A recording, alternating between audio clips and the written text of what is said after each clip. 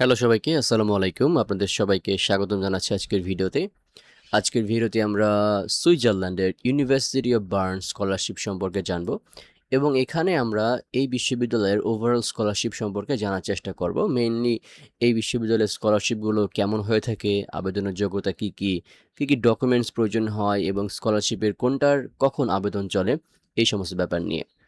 তাহলে চলুন আর বেশি কথা বাড়াবো না, চলে যাবো একদম মূল ভিডিওতে। প্রথমে আমরা ইউনিভার্সিটি অফ বার্ন সম্পর্কে কিছু বিষয় জেনে আসি। এটা খুবই প্রাচীন এবং স্বনামধন্য একটা পাবলিক রিসার্চ ইউনিভার্সিটি সুইজারল্যান্ডের মধ্যে, যার প্রতিষ্ঠা বছর দেখে বুঝতে পারতেছেন কত পুরাতন। এবং এটা গ্লোবাল র্যাঙ্কিং, যদি আমরা কিউএস ওয়ার্ল্ড ইউনিভার্সিটি র্যাঙ্কিং দেখি তাহলে এটা সেরা 120টা ইউনিভার্সিটির মধ্যে একটা। সুতরাং বুঝতে পারছেন র্যাঙ্কিং দিক দিয়েও অনেক ভালো।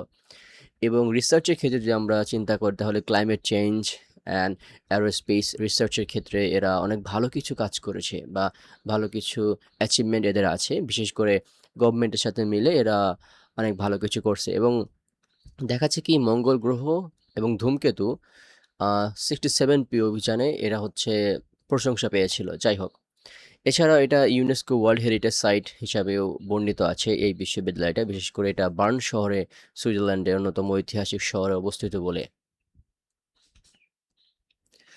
এবার আসি স্কলারশিপ সম্পর্কে কিছু বেসিক তথ্য। এখানে সুইজারল্যান্ড হচ্ছে আয়োজক দেশ এবং এই স্কলারশিপটা আপনার এই স্কলারশিপগুলো আপনার সুইজারল্যান্ড গভর্নমেন্ট, ইউনিভার্সিটির নিজস্ব যে ফান্ড অথবা বাইরের কোনো ইন্টারন্যাশনাল অর্গানাইজেশন কর্তৃক ফান্ড হইতে পারে। এবং এই স্কলারশিপটা আপনার মাস্টার্স এবং পিএইচডির জন্য এবং পোস্ট ডক্টরাল, যেটা হচ্ছে পিএইচডির পরবর্তীতে ফার্দার রিসার্চ প্রোগ্রাম, যেটা এইটার জন্য হচ্ছে প্রযোজ্য। এবং এই স্কলারশিপগুলো আন্তর্জাতিক শিক্ষার্থীদের, যে কোনো দেশের শিক্ষার্থীদের জন্য উন্মুক্ত, সবাই এখানে অ্যাপ্লাই করতে পারবে। এবার আসি যে ভাই, এই বিশ্ববিদ্যালয়ে কোন কোন বিষয় নিয়ে পড়াশোনা করা যাবে, কোন কোন ডিপার্টমেন্ট ফ্যাকাল্টি রয়েছে। এখানে যে ফ্যাকাল্টিগুলো দেওয়া আছে এগুলো হচ্ছে একদম মেজর ডিপার্টমেন্ট বা মেজর ফ্যাকাল্টি। এর ছাড়াও আরও অনেক বিভিন্ন ফ্যাকাল্টি আছে, সুতরাং আপনারা অবশ্যই আশাহত হবেন না। যদি আমরা দেখি এখানে science, business, social science, medicine and precision medicine, law, humanities, এগুলো নিয়ে অনেক অনেক হচ্ছে পড়াশোনা আছে, অনেক অনেক হচ্ছে প্রোগ্রাম আছে। সুতরাং আপনার পছন্দ মতো বা আপনার ব্যাকগ্রাউন্ডের সাথে যাই এরকম প্রোগ্রাম আশা করি আপনি এখান থেকে খুব ইজিলি খুঁজে পেতে পারবেন। এটার জন্য অবশ্যই আপনাকে কী করতে হবে, ইউনিভার্সিটির মেইন ওয়েবসাইটে যাইতে হবে। মেইন ওয়েবসাইট কেমনে পাবেন ভাই? আপনি জাস্ট গুগলে ইউনিভার্সিটি অফ বার্ন লিখে সার্চ করেন, দেখেন যে আপনি মেইন ওয়েবসাইটটা প্রথমেই পেয়ে যাবেন হয়তো। এবার আসি স্কলারশিপগুলোর সুবিধা হয়ে থাকে কি।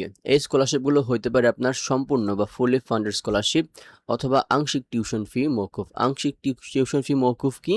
এখানে আপনার টিউশন ফির মধ্যে নির্দিষ্ট একটা পার্সেন্টেজ বা নির্দিষ্ট একটা অ্যামাউন্টের অর্থ তারা দেবে, যে অর্থটা আপনার টিউশন ফির সাথে রিডাকশন হবে।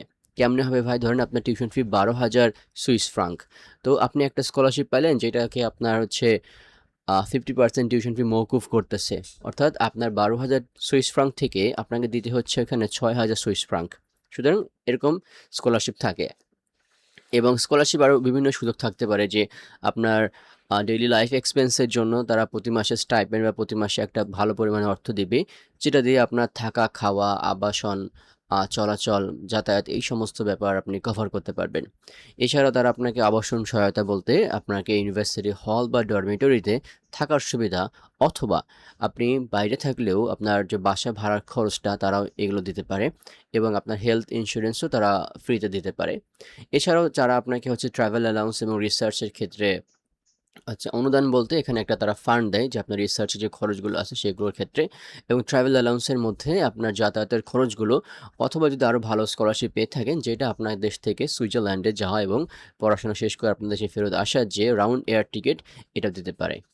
তবে এই সকল স্কলারশিপের মধ্যে অবশ্যই আপনার ব্যক্তিগত অতিরিক্ত খরচ বা পার্সোনাল এক্সপেন্স বা আপনার লাইফস্টাইল ভিন্ন হওয়ার কারণে যে খরচগুলো বেশি হয় সেগুলো দেবে না। আপনি ছাড়া আপনার ফ্যামিলি মেম্বারদের খরচ তারা কিন্তু এখানে দেবে না। এছাড়া ভিসা আবেদন ফি এবং প্রাথমিক যাতায়াত খরচ, বা যদি আপনি এয়ার টিকিট না স্কলারশিপের অন্তর্ভুক্ত না থাকে তাহলে সেগুলো কিন্তু আপনাকে নিজেই বহন করতে হবে। এবার আসি ভাই আবেদনের যোগ্যতা এবং ভাষাগত দক্ষতা সম্পর্কে। দেখেন এখানে জাস্ট ওভারঅল তথ্যগুলো দেওয়া আছে। একেকটা স্কলারশিপ স্পেসিফিক কিছু আবেদনের যোগ্যতা থাকে এবং একেকটা স্কলারশিপ একটা নির্দিষ্ট ক্যাটেগরির উপর ডিপেন্ড করে বা একটা নির্দিষ্ট ক্যাটেগরিকে লক্ষ্য করে স্কলারশিপটা দিয়ে থাকে। কেমনে দিয়ে থাকে ভাই? কোনো স্কলারশিপ হয়তো আপনার একাডেমিক এক্সেলেন্স বা ভালো রেজাল্টের ভিত্তিতে দিয়ে থাকে। কোনো স্কলারশিপ হচ্ছে আপনি ধরেন যে এমন একটা জায়গা থেকে উঠে এসেছেন, খুবই দরিদ্র জায়গা থেকে, দরিদ্র শিক্ষার্থীদের জন্য দিয়ে থাকে বা কোনো স্কলারশিপ এমন হইতে পারে একটা নির্দিষ্ট জাতিগোষ্ঠীর জন্য দিয়ে থাকে। ধরেন যে উমেনদের জন্য একটা স্কলারশিপ দিয়ে থাকে। তো স্কলারশিপের ক্যাটেগরি ভিত্তিক বিভিন্ন লক্ষ্য থাকে, সেই অনুযায়ীও আমাদের কি হয় আবেদনের যোগ্যতা ভিন্ন হয়ে থাকে।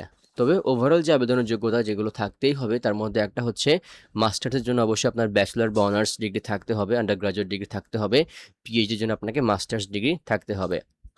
এবং অধিকাংশ বা প্রত্যেকটা স্কলারশিপের জন্য একটা ভালো সিজিপিএ থাকা আবশ্যক। এখন প্রশ্ন ভাই ভালো সিজিপিএ কত? আমি রিকমেন্ড করব সিজিপিএ 4 এর মধ্যে আপনার 3.50 থাকলে আমার মনে হয় আপনি সেফ জায়গায় থাকতে পারেন। তবে এর চেয়ে নিচে থাকলেও যে আপনি একেবারে আশাহত হবেন এরকম বিষয় না। এবং এখানে তারা আইএলটিএস এবং টোফেল তারা গ্রহণ করে থাকে। যদি এখানে বলছে যে আইএলটিএস একাডেমিকে সর্বনিম্ন 7 স্কোর থাকতে হবে। আপনি 6.5 থাকলেও হয়তো আপনি এপ্লাই করতে পারবেন। হ্যাঁ, তবে এখন কথা হচ্ছে ভাই আইএলটিএস একা তো একটা স্কলারশিপের গ্যারান্টি দেয় না। সুতরাং এখানে অনেক কিছু আছে। আপনার যদি সিজিপি এবং অন্যান্য দিক দিয়ে অনেক স্ট্রং থাকেন তাহলে আপনার এই জিনিসটা তারা গ্রহণ করে নেবে ইজিলি বা এটাকে নেগেটিভ হিসেবে দেবে না। এবং 6.5 অবভিয়াসলি এটা একটা গুড স্কোর বলে আমি জানি। যাই হোক। এবং টোফেলের জন্য মিনিমাম আপনার 92 থেকে 100 এরকম একটা ভালো মার্কস প্রয়োজন হবে। এছাড়া যদি যারা জার্মান ভাষা বা জার্মান ভাষা প্রফিসিয়েন্সির মাধ্যমে যেতে চান তাদের জন্য এখানে C1 লেভেল আবশ্যক দেওয়া আছে। এছাড়াও আপনার থাকতে পারে এক্সট্রা কারিকুলার অ্যাক্টিভিটিস দেখাইতে পারেন এখানে আপনার রিসার্চ পাবলিকেশন থাকলে সেগুলো এখানে দেখাইতে পারেন। আপনার যদি কোনো অ্যাচিভমেন্ট থাকে একাডেমিক অ্যাচিভমেন্ট হলো বা কোনো এক্সট্রা কারিকুলার অ্যাক্টিভিটিসের মধ্যে অ্যাচিভমেন্ট থাকলে তাহলে আপনি এগুলো দেখাতে পারবেন আপনার যোগ্যতা হিসেবে। এবার আসি ভাই স্কলারশিপ আবেদনের জন্য প্রয়োজনীয় কী ডকুমেন্টস প্রয়োজন হবে। আপনাকে অনলাইনে যে স্কলারশিপে অ্যাপ্লাই করবেন সে আবেদন ফর্মটা ফিল আপ করতে হবে। আপনার একাডেমিক ট্রান্সক্রিপ্ট এবং সার্টিফিকেটগুলোর প্রয়োজন হবে। যদি আপনার ইংরেজি ভাষায় আ অনুবাদ করা প্রয়োজন হয় তাহলে সেটাও আপনাকে এখানে করতে হবে। একটা সিভি প্রয়োজন হবে যেটা হচ্ছে ইউরোপাস ফরম্যাটে হতে হবে। স্টেটমেন্ট অফ পারপাস যেটাকে আমরা মোটিভেশন লেটার বলি সেটা প্রয়োজন হবে এখানে। এবং আপনার টিচার বা আপনার প্রফেসরের কাছ থেকে ২ টা রিকমেন্ডেশন লেটার নিতে হবে মিনিমাম। এবং এইটা যেন স্পেসিফিকভাবে আপনার জন্য হয়ে থাকে, আপনার সম্পর্কে লেখা হয়ে থাকে। প্রয়োজন হবে আইএলটিএস, টোফেল, প্রয়োজন হবে পিএইচডি যারা আবেদন করবে তাদের জন্য অবশ্যই রিসার্চ প্রপোজাল এখানে প্রয়োজন হবে। তো মোটামুটি এগুলো হচ্ছে প্রয়োজনীয় ডকুমেন্টস যেগুলো দিয়ে আপনি স্কলারশিপে বা বিশ্ববিদ্যালয়ে অ্যাপ্লাই করতে পারবেন। এন্ড আমরা একটু আবেদনের সময়সীমা একটু দেখার চেষ্টা করি। এখানে আবেদনটা হয় সেপ্টেম্বর থেকে অক্টোবরের মধ্যে মেইনলি আবেদন শুরু হয়। সুইস গভর্নমেন্ট এক্সেলেন্স স্কলারশিপ যেটা সুইজারল্যান্ডের গভর্নমেন্ট বা সবচেয়ে বড় স্কলারশিপ যেটা আবেদন শুরু হয় সাধারণত ৩০ সেপ্টেম্বর থেকে ৩০ নভেম্বরের মধ্যে মানে অক্টোবর নভেম্বর এই ২ মাসে এই আবেদনটা চলে। ইউনিভার্সিটি মাস্টার্স গ্রান্টস যেটা ১লা ডিসেম্বর থেকে ৩১ জানুয়ারি ২ মাস হচ্ছে চলমান থাকে।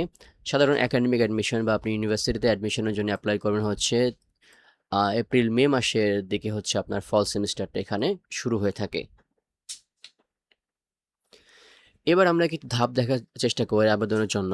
আপনি সেপ্টেম্বর বা আগস্টে হচ্ছে আপনাকে যেটা করতে হবে, আপনার ইউনিভার্সিটি আপনি যে প্রোগ্রামে যাবেন বা আপনি যে বিষয় নিয়ে পড়াশোনা করবেন, ওই বিষয়ে যারা পড়াচ্ছে এই ইউনিভার্সিটিতে তাদের সাথে যোগাযোগ করা। তাদের বলতে যার কাছে ফান্ড আছে, যে প্রফেসরের কাছে বা যাকে আপনি সুপারভাইজার হিসেবে চান, তার সাথে আপনাকে যোগাযোগ করতে হবে। কেমনে যোগাযোগ করবেন ভাই? ইউনিভার্সিটির ওয়েবসাইটে গিয়ে ফ্যাকাল্টির মধ্যে গিয়ে দেখবেন যে কে কোন বিষয় নিয়ে রিসার্চ করে। দেখবেন যে তার নামের ভিতরে ঢুকলে তার সিভি পেয়ে যেতে পারেন অথবা তার সম্পর্কে ডিটেইলস পাবেন। সেই ডিটেইলসের মধ্যে তার ইমেইল পাবেন। ইমেইল থেকে আপনাকে কি করতে হবে? যোগাযোগ করতে হবে। অ্যান্ড দেন আপনার কাছে সুইস গভর্নমেন্ট স্কলারশিপ বা হচ্ছে স্কলারশিপের বিভিন্ন নাম আছে সেই স্কলারশিপগুলোকে আপনাকে হচ্ছে এপ্লাই করতে হবে। এবার আপনাকে হচ্ছে বিশ্ববিদ্যালয়ে এপ্লাই করতে হবে। এরপর ফেব্রুয়ারি-এপ্রিলের মধ্যে আপনার ডকুমেন্ট এবং ডকুমেন্ট রিভিউ করা হবে, আপনার অ্যাপ্লিকেশন রিভিউ করা হবে এবং পরবর্তীতে অ্যাপ্লিকেশনের যাবতীয় পরবর্তী ধাপগুলোতে যদি আপনি উত্তীর্ণ হন সেগুলোর জন্য আপনাকে তারা ইনভাইট করবে এবং আপনি সেগুলোকে অংশগ্রহণ করবেন।